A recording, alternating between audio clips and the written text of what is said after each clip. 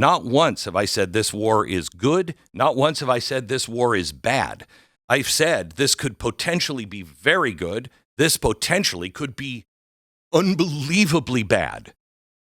I don't know how this is going to turn out, nor does anyone else. What I do know is this: we are now in it, and now we must fight and finish it. There's no way out. You cannot just walk away from this now, because you will teach the bad guys America folds every single time. People don't have a... Do you think terror will get better or worse? We can argue about should we have gone in or whatever. We can argue that after we finish this. We must be united on finishing this. So I'm not trying to justify the war. Then Stay Strong said, yesterday you asked for proof and why he changed. Yeah, because he would have been in the position to know, and he's claiming that our president was duped. And I don't believe that. I just don't believe that. Now, that's my belief. Maybe he was, but I don't see any indication anyone dupes or leads President Trump by the nose. I do believe that his actions, when he has come out several times and said, why are you setting the oil fields on fire? But he came out yesterday, stop it, Israel, stop it. That's not somebody being duped. That's not somebody being led by the nose. That's somebody who is trying to control and contain this. You know, for 47 years, we denied. And now look at it. Look at what we're dealing with now. I've told you on day one, I can't tell you, when I said this could be really, really bad, what I mean by that is, and I know this is going to sound, hyperbolic, but it's true, I believe. This could be the war to end all wars. And I don't mean that in like a World War I, we're going to learn our lesson. I mean, Jesus might come back from this war. This might be the final battle, the beginnings of the final battle. We are dealing with evil. That's my belief. Doesn't have to be yours. So when I say it might work out to be really bad, it might work out to be nuclear annihilation. It could go into a global war. It could spiral out of control that Jesus has to come and settle this thing. So that, in my book, is kind of bad. Kind of bad. How did we get here? We waited 47 years. And we denied, and we kicked the can. How did we get to the point to where we're almost at economic collapse? We've known this my whole life. FDR said, you can't do these things with these social programs or you will collapse the budget of the United States of America and we will be broke. FDR, the guy who started it, said that. Nobody listened because you wanted it. We all wanted it. We wanted all these things. We wanted it to be true, but it wasn't, and we knew that. I remember Ronald Reagan saying, we've got to deal with this deficit now, or we're going to come to a place where there are no good options on the table. Well, we're there. Why are we here? Because we didn't face the truth, because we didn't want to do the hard thing at the time. The same thing with Iran. We didn't want to do the hard thing. Every president said it. People couldn't stomach it. The same thing now with what you're going to see in the special. We don't have 47 years on this. We'll be lucky to have 5. Hear me.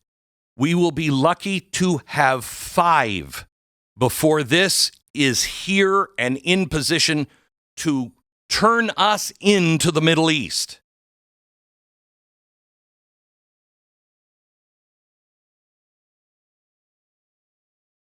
I don't think being at war is good for the economy. I don't think being at war is going to help us economically. It's going to help us with gas. It's going to help us with anything. It's not going to help our national defense. We are already stretched very thin. We need to be building, not using. We wasted so much in Ukraine. That's not even settled. I don't think any of this is good. But it's where we find ourselves. Maybe it is my alcoholism that speaks. Because I spent my whole life, I shouldn't say this, I spent half my life until I was 30, and maybe I kind of conquered it a little bit by the time I was 40. My God, I was a whiner. Everything that happened to me, it happened to me.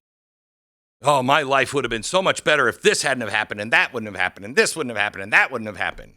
All these things happened to me. Oh, shut up, you whiner. Shut up. My father almost said that to me, but he was a better man than I would be. If my son would say those things to me, I'd be like, shut up.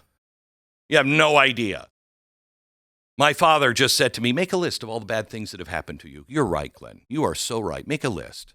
And I made a list. And then by the time I got to like number 3 or 4 or 5, I realized, wait a minute, but if that didn't happen, then I wouldn't have had this, and I wouldn't have been here, and I wouldn't have had this happen.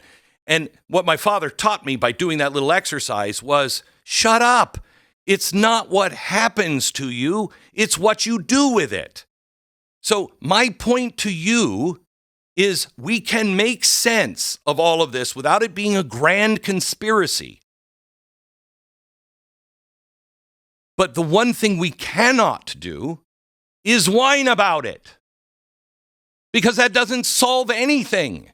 You know what that does? That divides us even more. We're already divided. Are you not tired of being divided? I am so tired of having these arguments. I am so tired being told I have to hate Megyn Kelly, or I have to hate Tucker Carlson, or I have to hate Ben Shapiro. I don't hate any of them. I disagree, but I don't hate them. I'm so tired of that. That doesn't solve anything. You will not solve the world's problem with more hatred, more division. We have to try to understand one another, even when we're wrong. Understand one another and work to find ways to stay together. Do you not understand the entire Western civilization is at stake?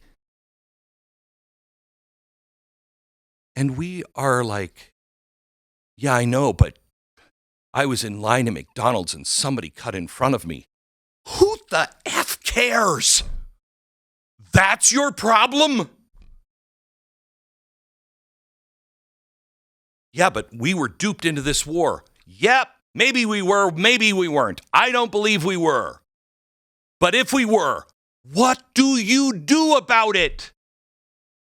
What do you do about it? Well, I'm going to make sure I'm there at the next election, and I'm going to do everything I can for the next election. The next election? The next election. Okay, let's play this out. If we've been duped, if this is a horrible, horrible, horrible thing in 2 years, what do you think the world's going to be like in 2 years? And if you're concentrating on dividing because of the next election, because I got to get my politician in, what do you think we're going to be like in a society in 2 years?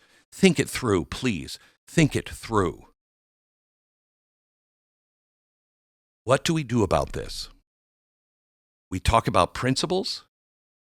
We look at what is on the field. What do we have to clean up now? What do we have to do to be a stronger, more perfect union? And quite honestly, none of the crap I'm hearing on podcasts. And you know what? If I'm a problem, fine. Don't listen to me. Don't listen to me. I have no problem. Believe me, I have no problem going home and never coming in again. I do not want to be a problem. I'm not trying to sell you anything.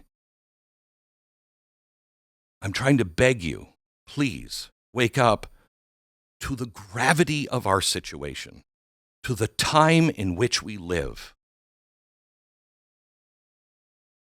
Blessed be the peacemakers.